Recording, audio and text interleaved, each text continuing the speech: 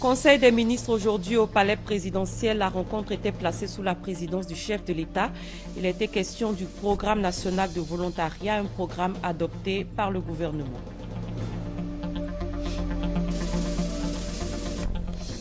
La Côte d'Ivoire dresse le bilan de cette transaction avec le reste du monde. Le solde du compte courant de la balance des paiements pour l'année 2012 a été rendu public aujourd'hui par la BCEAO.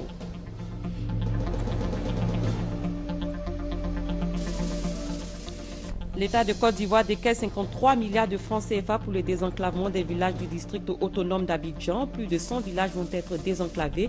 L'information a été donnée aujourd'hui par le gouverneur Robert Begré-Mambé. Bonsoir à tous et merci de nous rejoindre pour ce 23h sur RTI 1.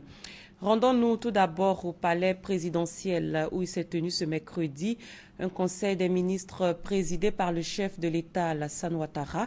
Le conseil a tablé sur le programme national de volontariat. Il s'agit d'un programme adopté par le gouvernement et il va contribuer à améliorer l'employabilité des jeunes et à renforcer la solidarité et la cohésion entre eux. Jérôme Kofi Aboulin. Les membres du gouvernement au palais présidentiel ce mercredi à l'appel du Conseil des ministres hebdomadaire. Avec eux, le chef de l'État, le président Alassane Ouattara, pour plancher sur divers sujets ayant trait au développement de la Côte d'Ivoire.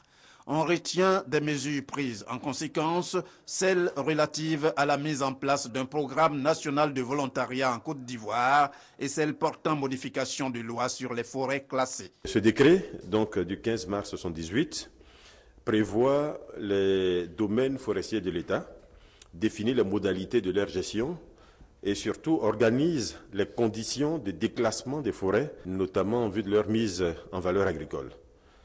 Il se trouve que dans cette annexe 2, il y a une phrase qui malheureusement est objet de plusieurs interprétations. Donc la modification qui est faite ici permet de mettre fin à cette confusion. Ainsi, les forêts donc, du domaine forestier permanent de l'État et du domaine forestier rural de l'État conservent leur statut de forêt classée et de site protégé de l'État. Toutefois, les forêts classées du domaine rural de l'État, qui feront l'objet d'un plan d'aménagement agricole, seront, j'insiste bien sur le terme, seront déclassées progressivement au moment de la mise en valeur de ces plans. La communication suivante est faite au titre du ministère de la Promotion de la Jeunesse, des Sports et des Loisirs. Elle est relative au projet d'appui à la mise en place de ce qui s'appelle le Programme national de volontariat de Côte d'Ivoire. Ce programme vise prioritairement à améliorer l'employabilité des jeunes, renforcer chez ces derniers l'esprit de solidarité, renforcer chez eux l'esprit d'entraide, améliorer les capacités de la société civile. Et cela même peut aller jusqu'à permettre plus de cohésion entre nos jeunes qui vont être amenés à travailler ensemble sur des projets d'intérêt public. Le Conseil a aussi fait le point de 2 visites hors de la Côte d'Ivoire. D'abord, celle du président de la République au Ghana et au Nigeria, respectivement pour le sommet extraordinaire de la CEDEAO sur le virus Ebola ainsi que la situation au Burkina Faso, et l'inauguration du stade international d'Ibom. Ensuite, la visite du Premier ministre l'ayant conduit en Inde pour parler des opportunités d'affaires en Côte d'Ivoire. En bref et en images, la Commission des affaires économiques et financières de l'Assemblée nationale a adopté hier le projet de loi sur le taux d'intérêt légal. Le projet adopté à l'unanimité des députés a été présenté par le ministre chargé de l'économie et des finances, Kaba Nialé. Ce projet de loi fixe les modalités de calcul des intérêts légaux lorsque le débiteur s'acquitte avec retard du paiement d'une créance. Le 1er décembre prochain est la date arrêtée pour la rentrée académique 2014-2015 des nouveaux bacheliers dans les universités publiques. L'information a été donnée aujourd'hui par le ministre de l'Enseignement supérieur et de la Recherche scientifique. Cette rentrée concerne plus de 68 000 bacheliers. Le ministre Niamien Kona invite les nouveaux étudiants à s'inscrire dans le site internet du ministère. Kone Pagasoro. Plus de 3 mois après la proclamation des résultats du baccalauréat 2014, les 68 009 nouveaux bacheliers pourront regagner, à partir du 1er décembre 2014, les amphithéâtres des universités publiques. L'assurance a été donnée par le ministre de l'Enseignement supérieur et de la Recherche scientifique. Les étudiants dans l'enseignement supérieur public seront orientés selon leurs capacités intellectuelles. Cette année, 35 000 étudiants sur les 68 009 nouveaux bacheliers seront orientés dans les établissements supérieurs publics. Les 32 992 autres seront répartis dans les grandes écoles privées. Des dispositions sont prises selon le ministre Niamey Konan en vue de solutionner les problèmes d'espace et d'infrastructures physiques. Nous avons décidé d'utiliser donc les technologies de l'information pour réduire la pression sur les infrastructures physiques. C'est-à-dire, au lieu de faire 5 cours en amphithéâtre, peut-être avec l'enseignement à distance, on ne fera finalement qu'un seul cours. Occasion pour le ministère de l'Enseignement supérieur et de la Recherche scientifique d'indiquer le site sur lequel les fondateurs des différents établissements des universités privées pourront apporter des informations sur les filières dont ils disposent.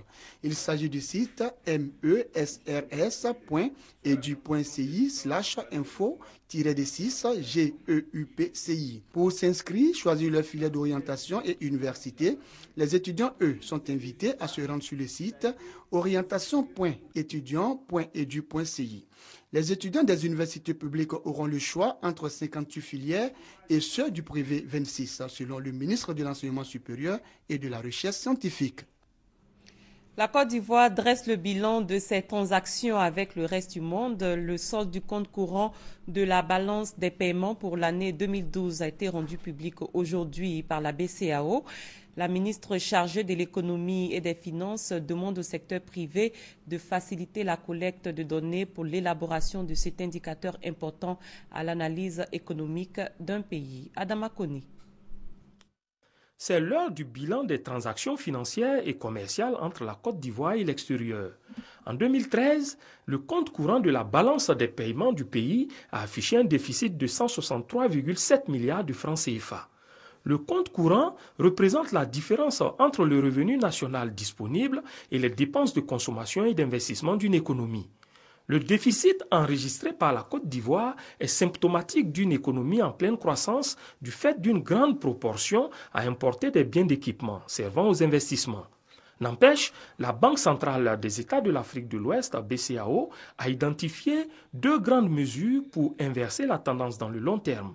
C'est pourquoi, dans le cadre du PND, il est demandé premièrement d'augmenter les revenus par un accroissement de la transformation des produits, une augmentation des ressources de l'État à travers des dispositions fiscales et une baisse des taux d'intérêt des banques pour favoriser le crédit.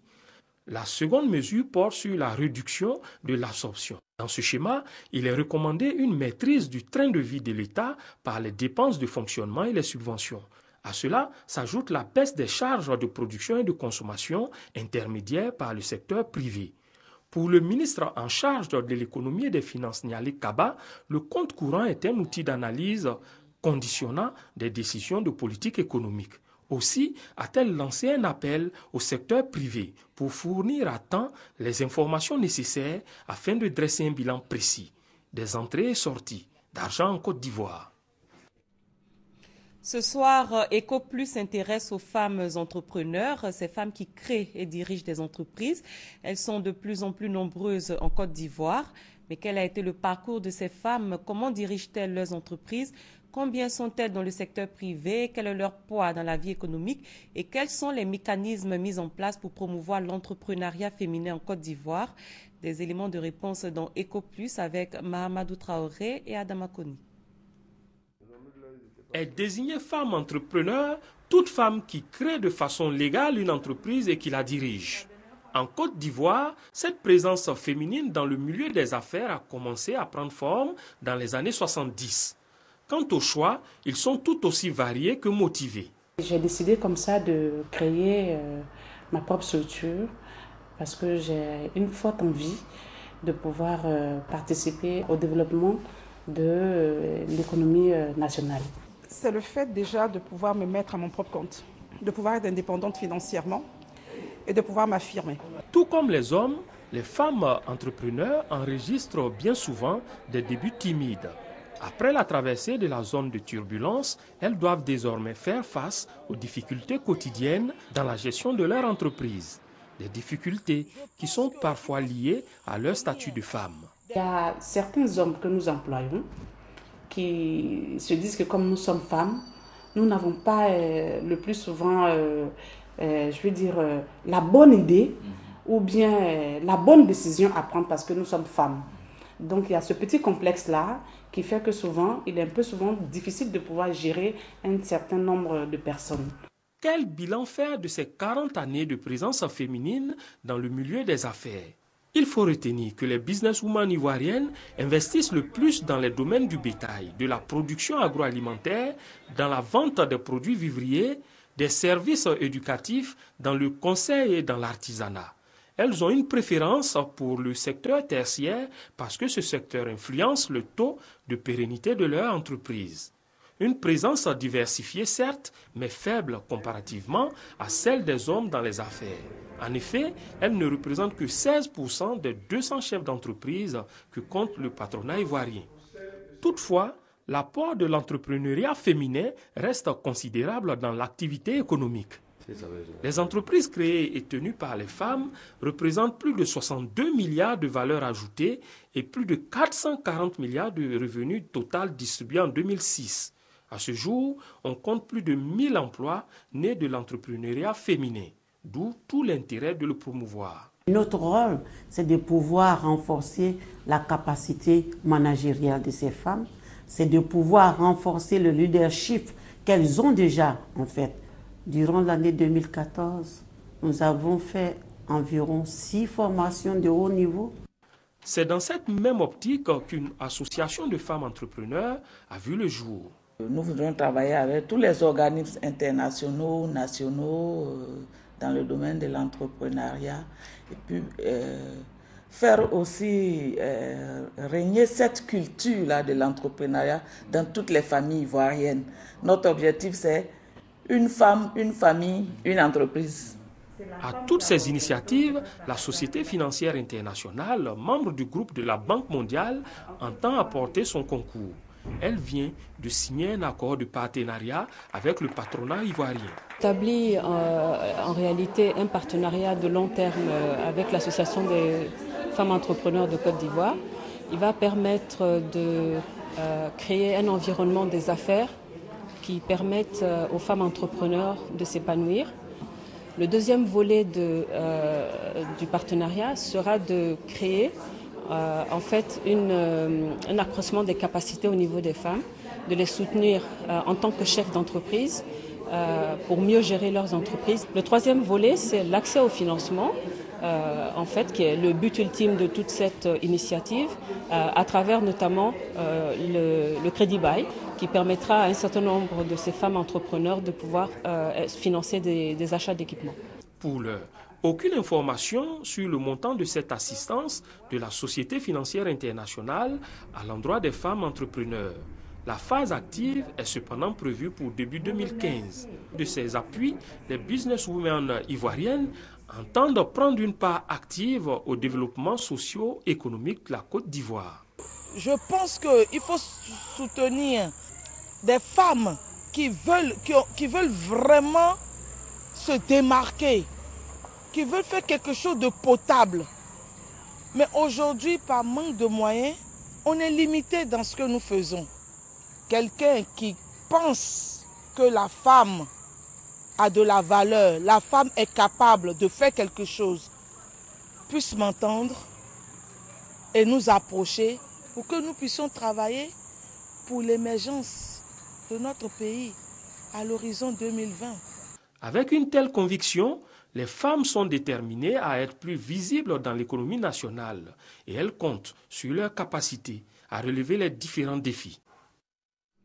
Augmenter le volume d'exportation de la Côte d'Ivoire, tel est le but de la stratégie nationale d'exportation du pays.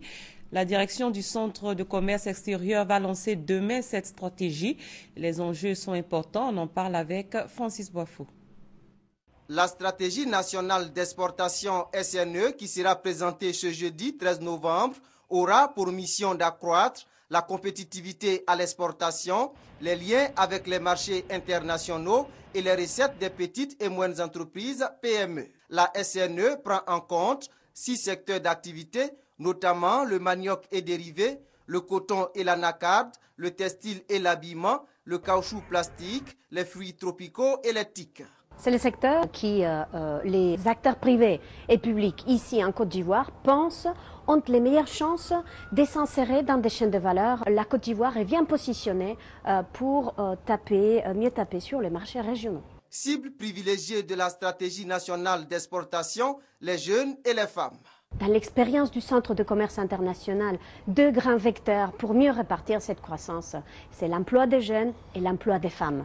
Nous savons que quand une femme est entrepreneur, elle réinvestit 90% de ses revenus dans sa famille, dans sa communauté, dans sa société, comparé à 40% dans les cas des hommes entrepreneurs. L'élaboration de la SNE s'inscrit dans le cadre de la mise en œuvre des volets 1 et 2 du PACI, programme d'appui au commerce et à l'intégration régionale. Les agents de contrôle de l'Agence ivoirienne de gestion des fréquences radioélectriques viennent de prêter serment. Leur rôle est d'assurer la planification, l'attribution et le contrôle des fréquences radioélectriques. L'AIGF dit disposer désormais d'outils nécessaires au contrôle de l'utilisation des fréquences radioélectriques. Franck Quadiou. Le 21 mars 2012, l'Agence ivoirienne de gestion des fréquences radioélectriques AIGF est créée. Principale mission: planifier, attribuer des bandes aux affectataires. Quand on a fini d'autoriser, il faut avoir les moyens de contrôle. D'aucuns diront, mais si quelqu'un utilise mal, mais il faut couper. Les fréquences, ça ne se coupe pas à distance parce qu'on ne voit pas. Il faut avoir accès à l'équipement. C'est donner la possibilité à mes collaborateurs d'accéder à ces équipements-là.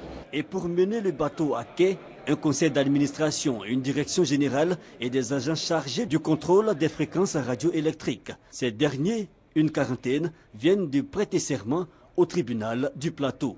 Aujourd'hui, vous savez qu'avec l'avènement des nouvelles technologies de l'Internet, donc le spectre est devenu de plus en plus rare. Donc il faut s'attendre très souvent à des infractions.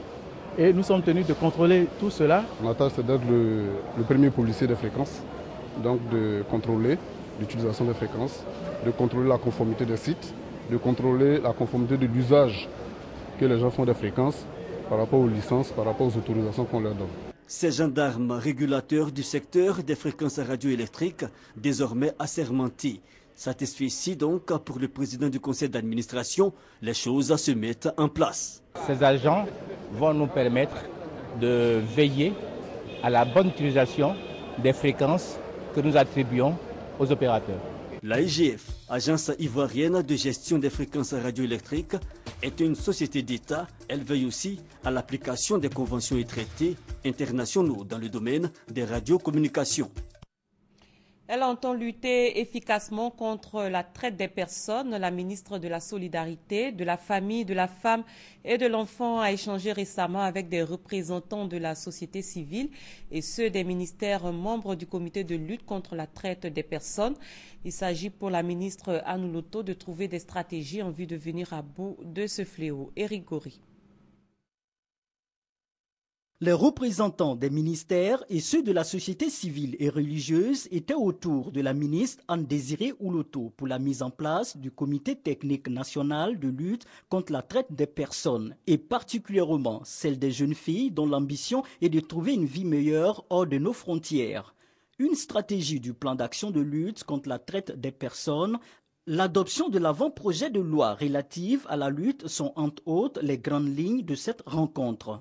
Selon Anne-Désirée Ouloto, il faut une mobilisation des forces vives de la nation pour freiner ce phénomène en Côte d'Ivoire et dans certains pays où une mission sera conduite pour lutter contre le fléau et apporter un soutien aux Ivoiriens qui en sont victimes. Ce sont des pratiques très graves. C'est la raison pour laquelle Madame la Première Dame s'est engagée à soutenir l'action du gouvernement en nous faisant profiter donc de son leadership. Le représentant du ministère de l'Intérieur, quant à lui, demande une collaboration de la population pour mettre en déroute les auteurs de cette forme d'exploitation. Le fait d'exploiter ces jeunes filles veut dire qu'on est complice des actes qui sont dirigés contre ces jeunes filles-là.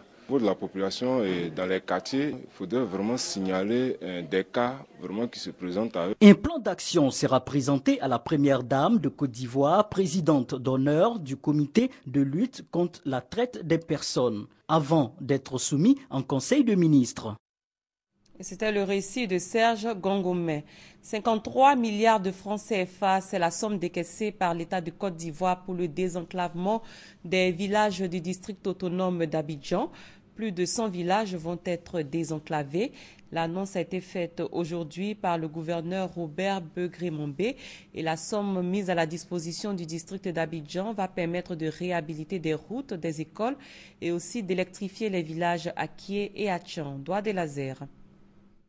53 milliards de francs CFA pour le bitumage des routes, la réhabilitation des écoles, l'adduction en eau potable et l'électrification de tous les villages ébriés du district d'Abidjan. Ce fonds mis à la disposition du district d'Abidjan par le président de la République, Alassane Ouattara, va permettre de désenclaver plus de 100 villages Akie et Atchan qui souffrent du manque d'infrastructures socio-économiques depuis plus de 10 ans. Quand on complète cela par le dispositif qui a été mis en place, ils ont tout de suite compris la relation entre ce que fait le président de la République pour eux et sa vision pour 2020. Pour les autorités coutumières et les chefs des communautés Atchan et Akie, c'est un rêve qui devient une réalité. C'est tout un honneur pour nous, parce qu'il y a longtemps que nos villages souffrent. Aujourd'hui, pour arriver même dans mon propre village, il n'y a pas de route. Entendre que bientôt mon village sera bitumé, je ne peux que sauter de joie. En tout cas, je dis merci au président de la République pour cet acte fort. Il y a longtemps que nous entendions ça. Quand on parle de développement et les moyens qui les accompagnent, c'est une grande joie pour nous, nous les chefs. Et nous lui sommes très reconnaissants. Il faut que les chefs soient partie prenante.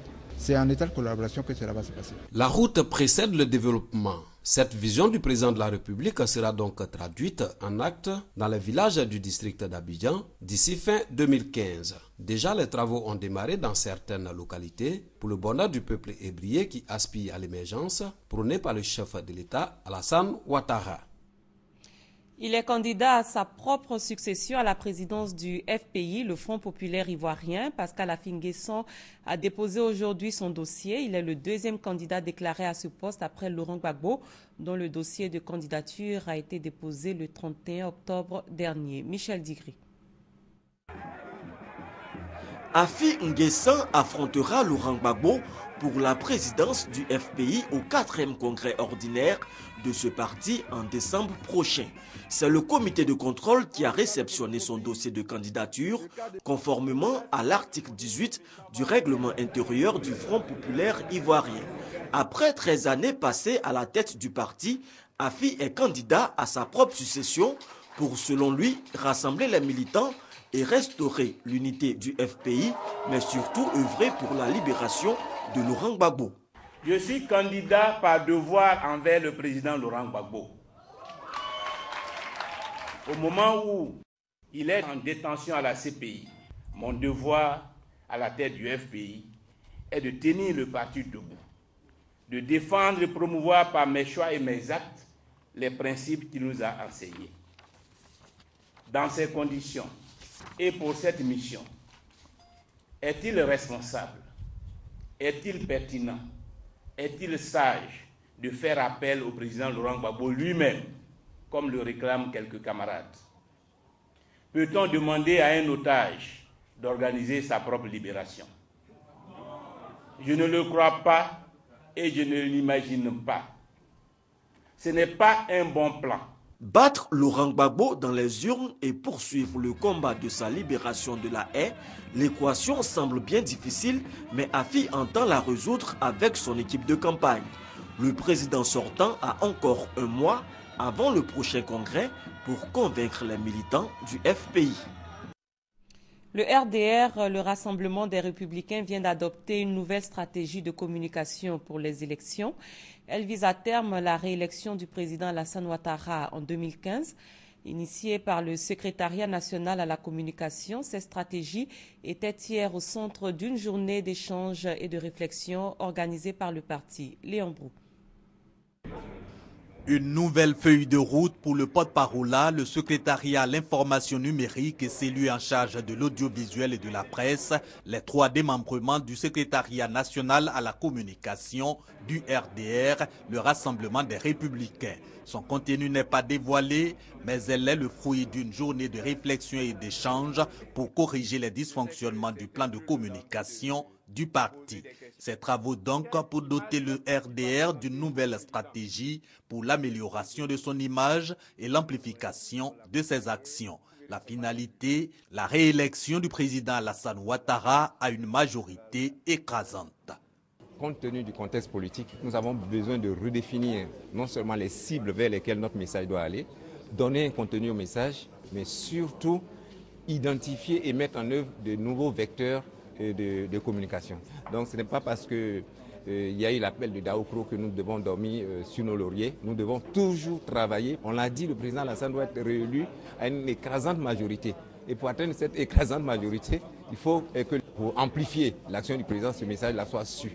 Avec sa nouvelle feuille de route, le secrétariat national à la communication du RDR promet des actions d'envergure les jours prochains.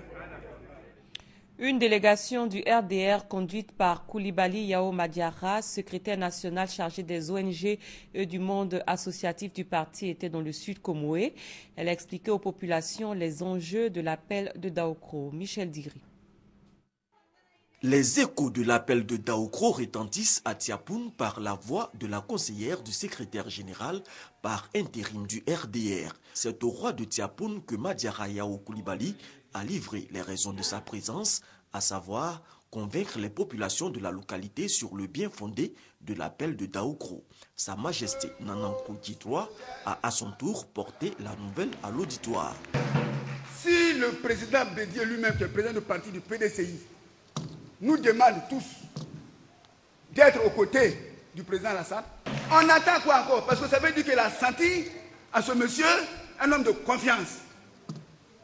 Un homme sur lequel il peut compter pour développer toute la Côte d'Ivoire et que aussi Tiapoum soit développé.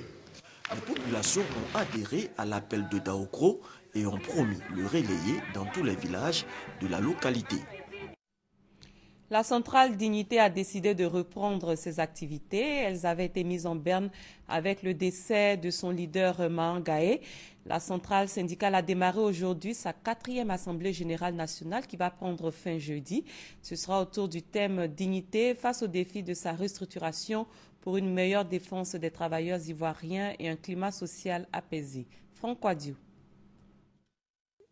Dignité face aux défis de sa restructuration pour une meilleure défense des travailleurs ivoiriens et pour un climat social apaisé. Thème évocateur, la centrale syndicale Dignité, après quelques moments d'altermoiement consécutifs au décès de son leader Mahangae Basile en septembre 2013, entend raviver la flamme de la lutte syndicale. Et le contexte de son assemblée générale ordinaire s'y prête aisément. Et donc on a mené des journées de réflexion. Au cours des journaux, on a fait l'état des lieux en ce qui concerne la Confédération Dignité. Et il va de soi qu'au sortir de ce congrès, on va faire un travail de fond pour la restructuration de l'organisation de la Confédération. Une assemblée générale pour honorer aussi la mémoire du leader naturel de la centrale syndicale Dignité. Les soutiens sont venus de l'Hexagone. Dignité est en train de se reconstruire et il me paraît très important d'avoir le soutien d'organisations syndicales internationales pour les aider dans cette nouvelle période qui va être difficile pour eux. Mais ce qui me rend optimiste, c'est que dans l'équipe qui se met en place, il y a beaucoup de camarades qui veulent ouvrir une voie. Ils ne sont pas là pour prendre une place, mais pour se mettre au service des travailleurs de Côte d'Ivoire. 2 jours de réflexion pour orienter la vision et mieux défendre les travailleurs ivoiriens. Après la Bourse du Travail, les travaux se dérouleront à Bingéville. En culture, le groupe Magic System se produit à Abidjan en concert inédit le dimanche 30 novembre prochain. Le concert organisé en partenariat avec la RTI sera marqué par la célébration du 16e disque d'or des 4 porte-flambeaux de la musique zouglou dans le monde. Hier, Assalfo et ses camarades ont animé une conférence de presse à Abidjan pour situer les enjeux de ce spectacle. Serge Coléa. Ils sont de retour sur les bords de la lagune ébriée. Après une période de 9 ans jalonnée de succès sur les grands podiums internationaux, le groupe Magic System revient aux sources pour un spectacle à la dimension de la réputation interplanétaire du poids lourd du Zouglou ivoirien. Le mythique groupe Zouglou occupe le dimanche 30 novembre prochain le Palais de la Culture du Treichville pour un concert. 2 heures de spectacle non-stop avec un chrono réglé de 16h à 18h. C'est un grand retour de Magic System avec plus d'expérience parce que ceux qui viendront voir ce concert-là sauront le jour-là même qu'on a mis 9 ans pour apprendre, 9 ans pour se forger, 9 ans pour se former. On va donner un spectacle à la dimension de ce que les gens perçoivent de Magic System. Donc c'est vraiment quelque chose de fort que nous allons donner. C'est une grande messe, c'est une communion. En plus c'est un dimanche, donc c'est jour de prière. Les gens vont venir, on va prier et je promets, on va casser la baraque. C'est pourquoi on est là.